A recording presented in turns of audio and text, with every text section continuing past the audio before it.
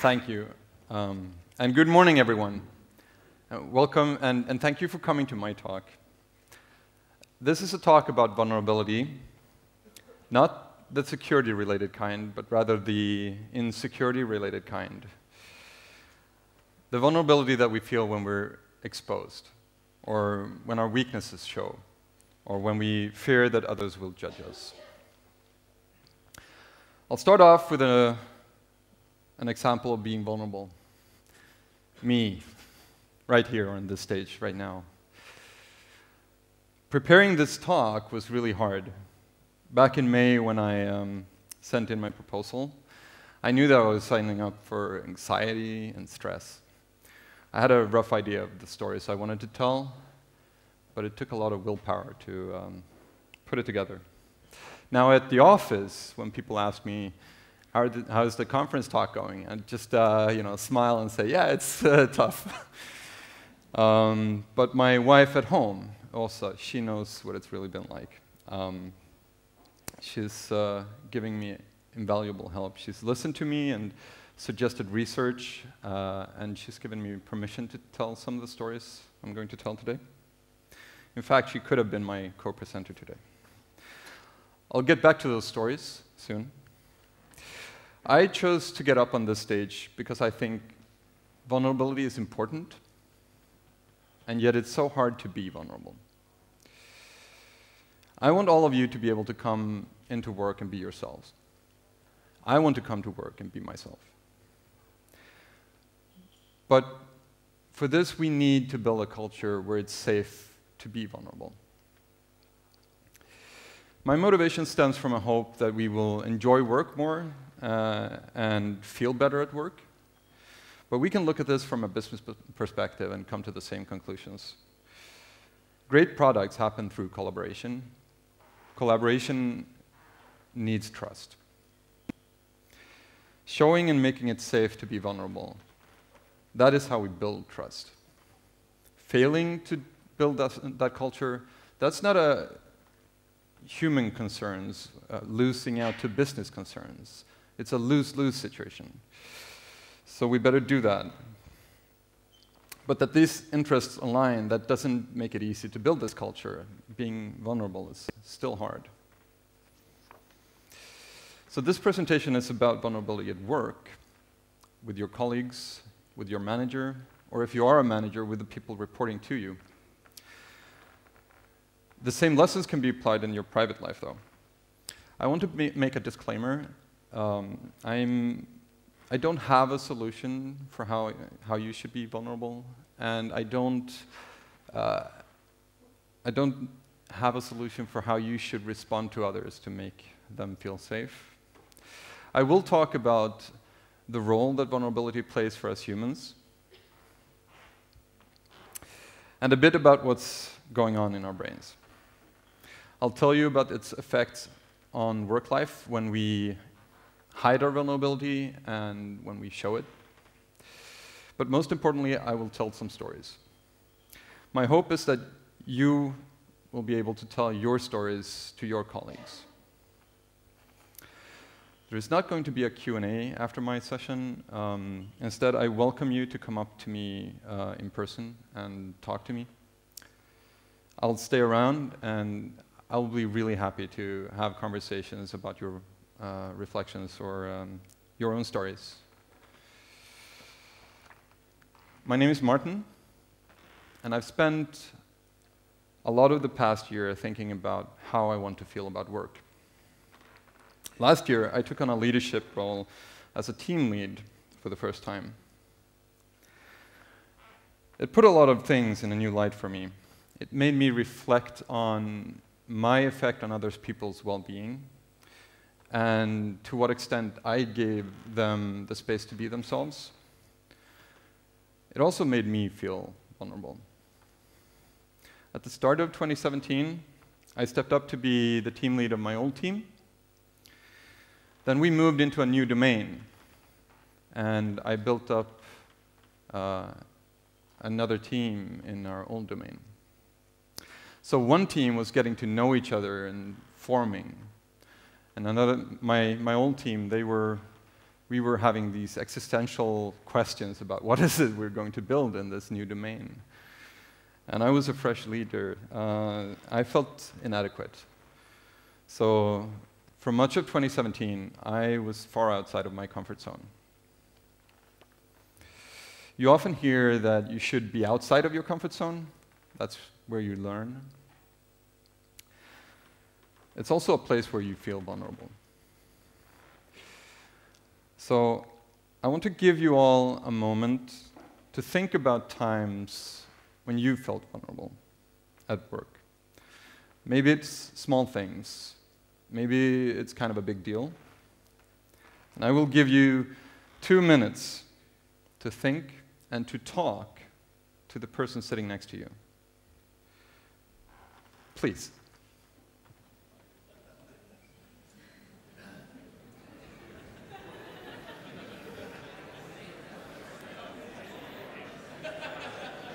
Thank you. Thank you to everybody who was brave enough to share, and thank you to everybody who listened.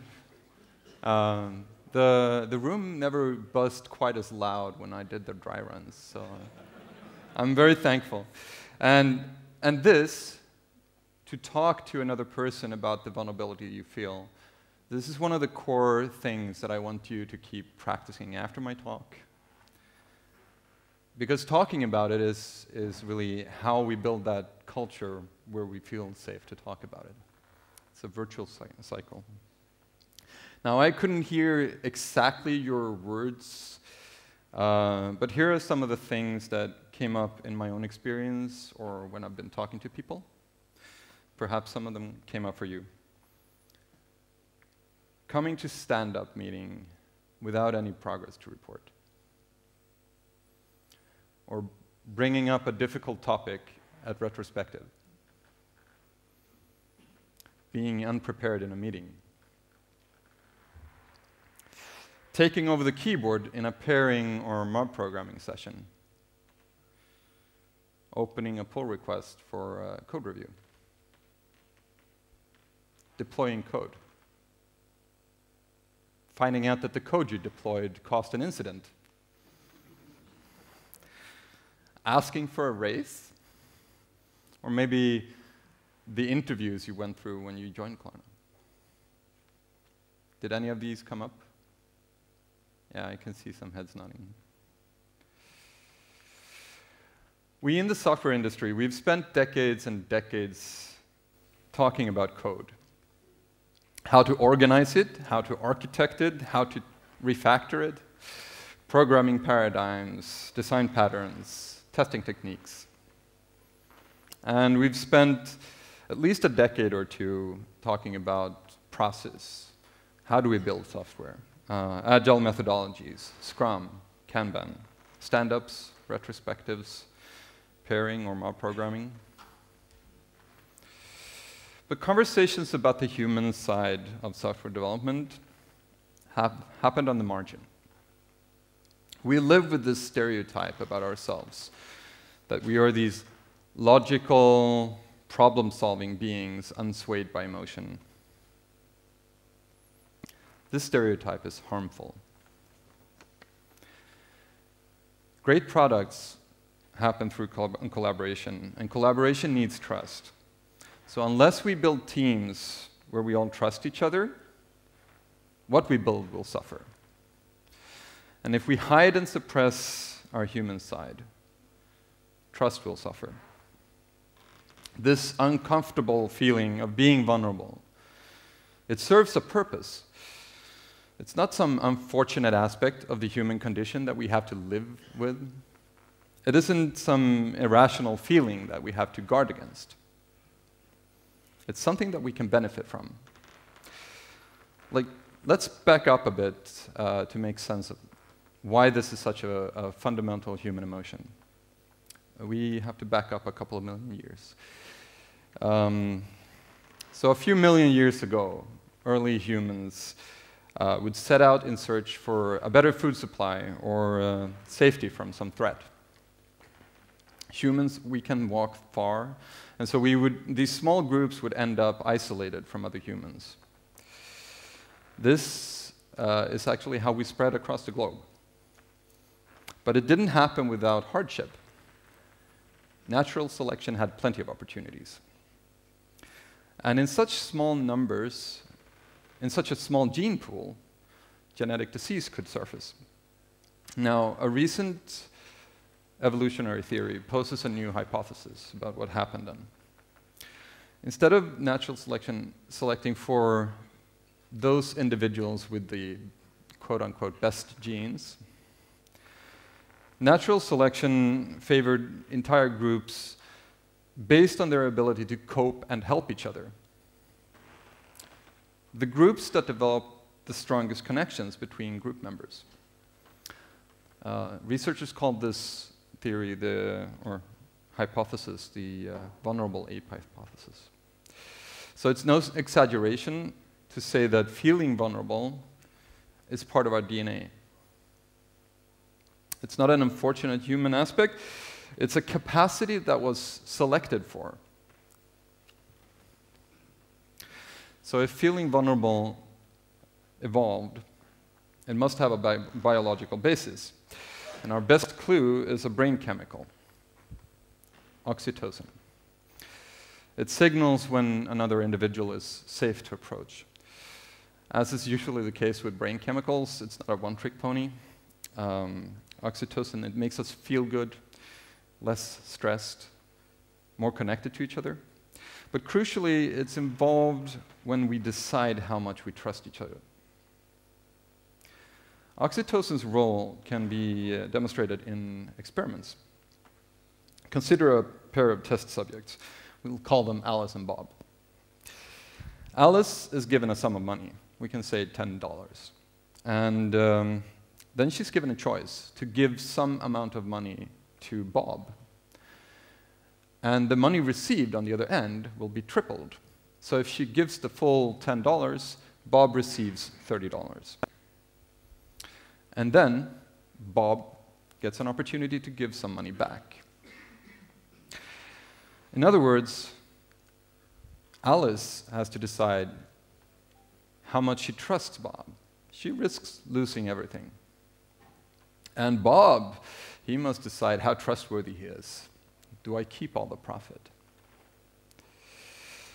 Now, they took blood samples before and after these decisions, and they could see that when Alice gave more money to Bob, Bob's oxytocin level increased.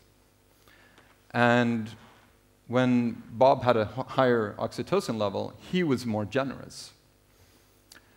They even established a causal link by administrating either oxytocin or placebo, and they could see how oxytocin levels predicted the amount of trust they placed in each other.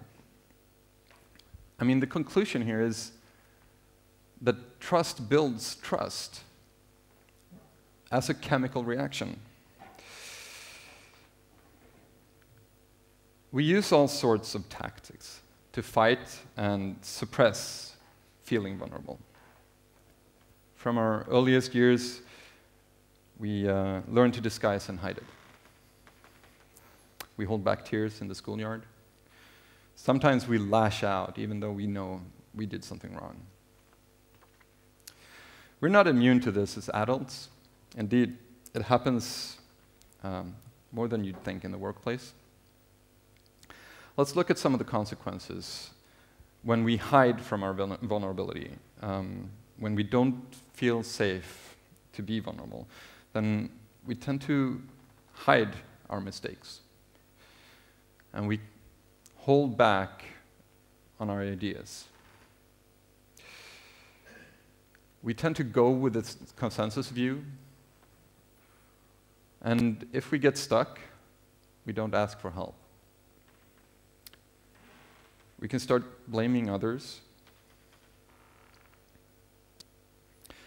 And when we're asked about something that we don't know, we give out inaccurate information. And most importantly, we hide our feelings.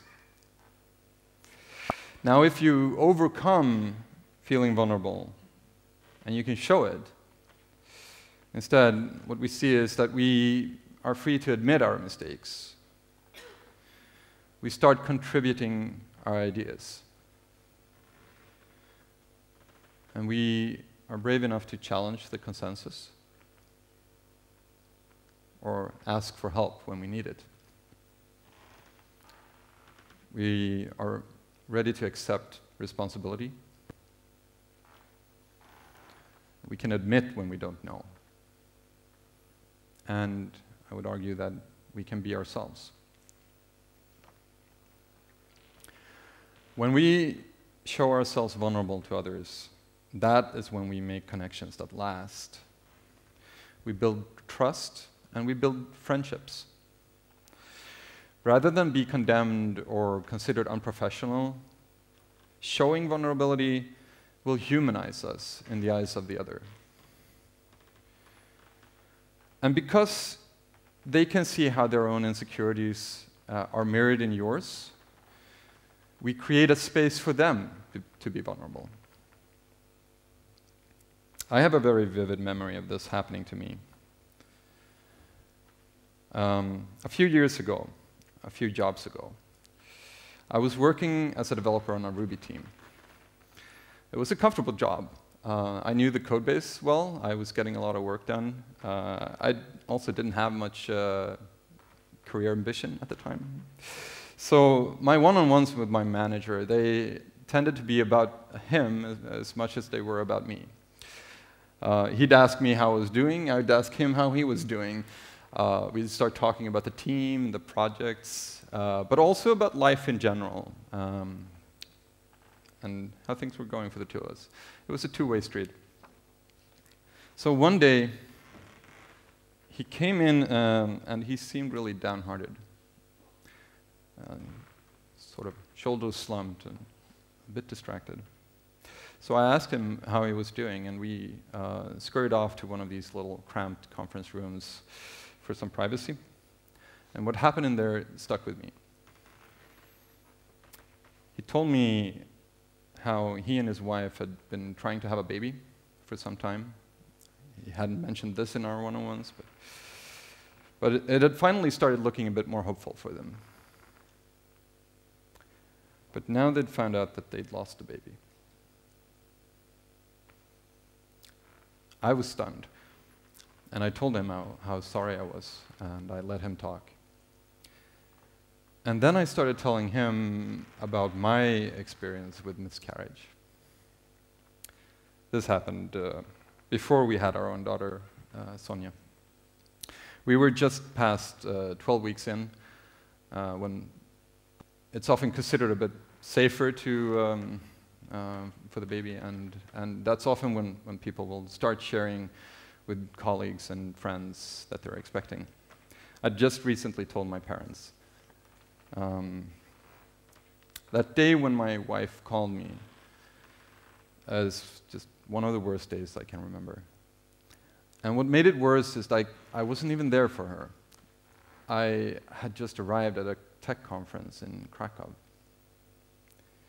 I got on the first plane out of there, but those hours on the airport, they were horrible. Now, back in the conference room with my team lead, when I finished my story, we just hugged it out.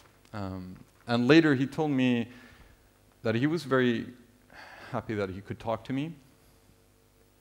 But to be honest, I was really happy that he opened up to me because it created that space for me to share my own painful experience. And that day built a new connection that went beyond work for us. It was a new level of trust. Now, during my year as a team lead, I thought about that episode. That openness that my team lead was able to show me, that was such an important part of the trust between us. And it was the standard that I wanted to hold myself to with my team. When we as colleagues show vulnerability. We build trust within the team. But when leaders show vulnerability, it has an even bigger effect within a team. As a leader, you can tell people what to do.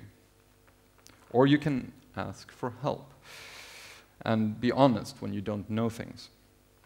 This lets a culture of openness grow. It makes it safer for all your team members to say when they don't know.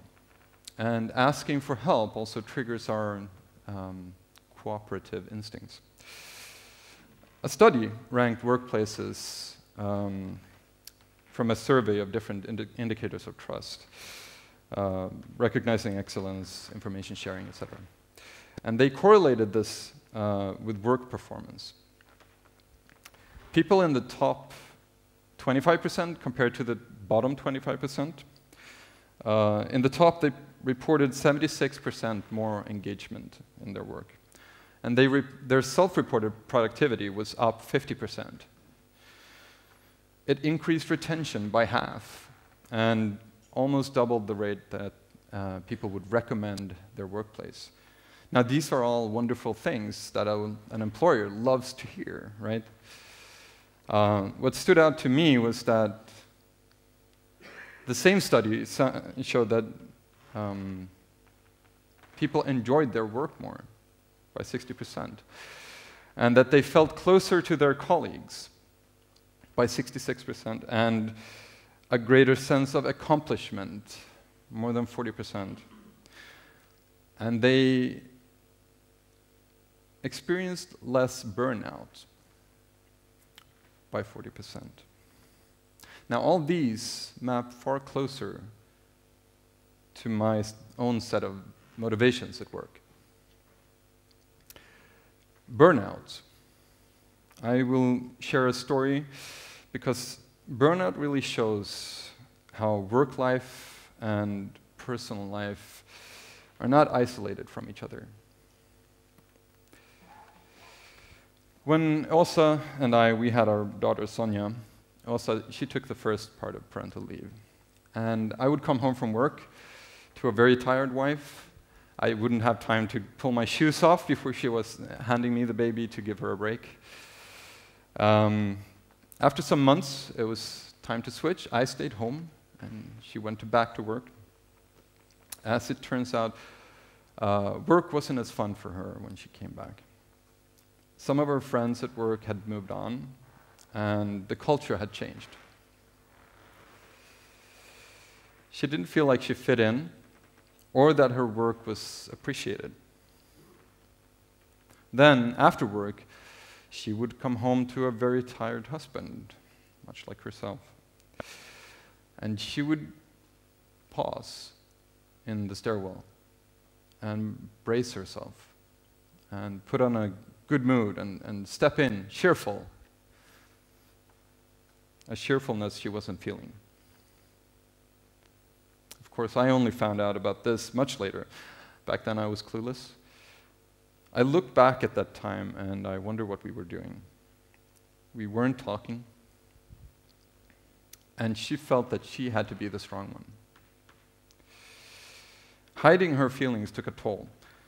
It led to an extended sick leave, and she worked out a lot of stuff about herself. Then, making a big difference, we had couples therapy to make sure that we learn to talk. Really talk when it's tough. Now, having seen it up close, I am much more aware of the dangers of burnout today. One thing that puts you at greater risk is if you don't have anybody you can talk to about your feelings. When you lock them up and you just put on a brave face and you carry on. I was a team lead for 12 months, and I distinctly remember this time when I was taking some mandatory training for managers about work environment. One of those things, online things that you click through when you have a couple of minutes to spare. And it had this list of signs of stress.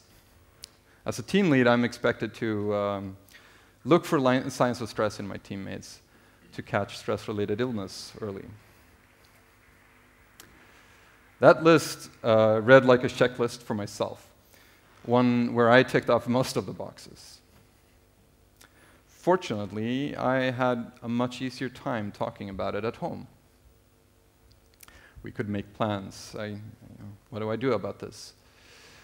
And I could ask for time alone and simply rest when I needed it the most.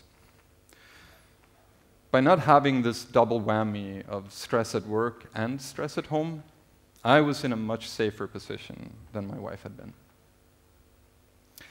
But I had a difficult time talking about it at work. My team was all new hires.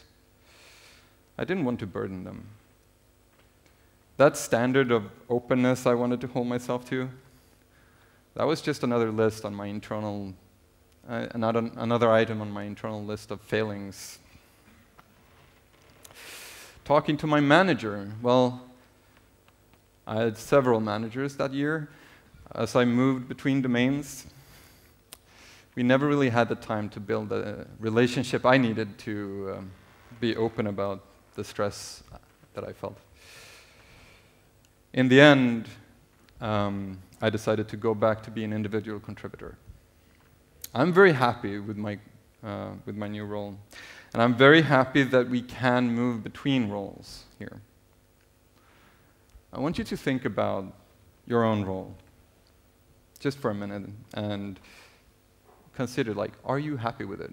Is it sustainable for you?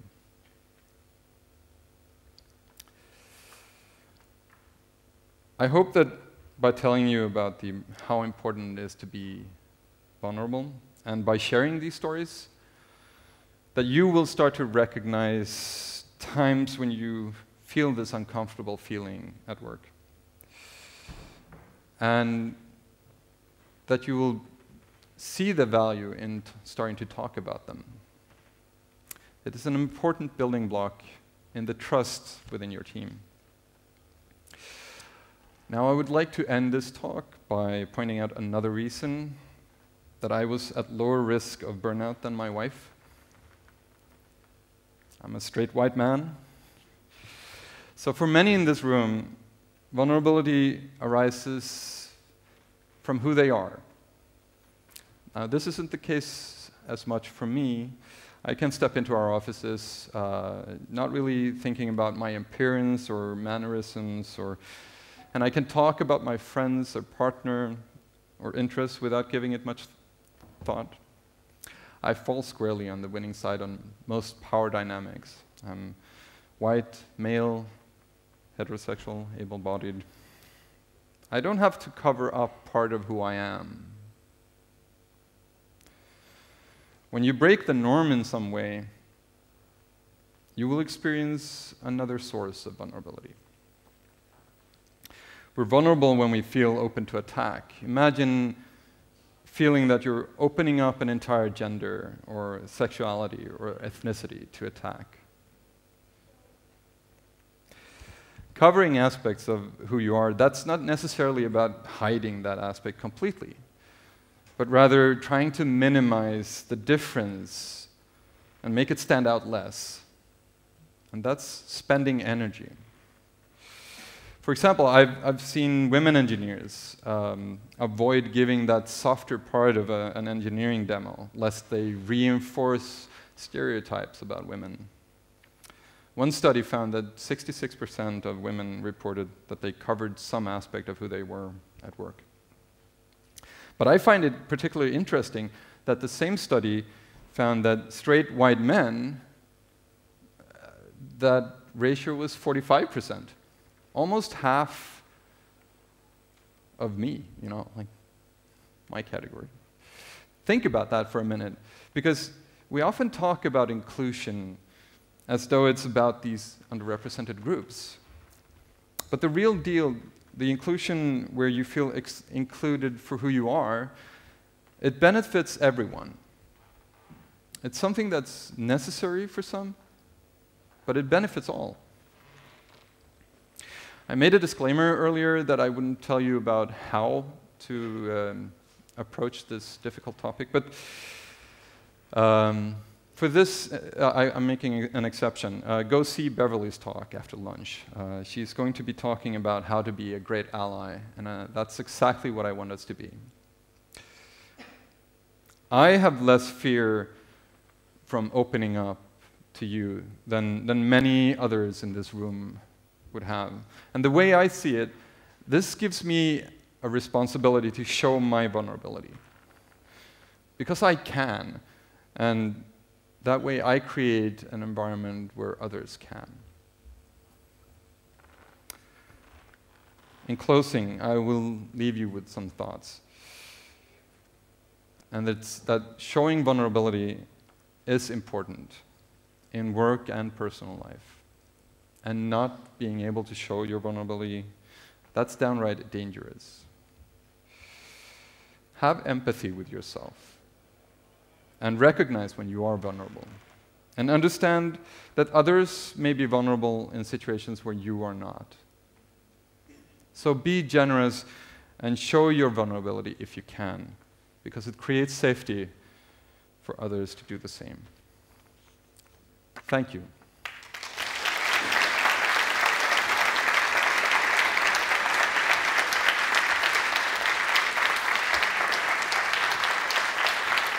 Thank you. Thank you, Martin.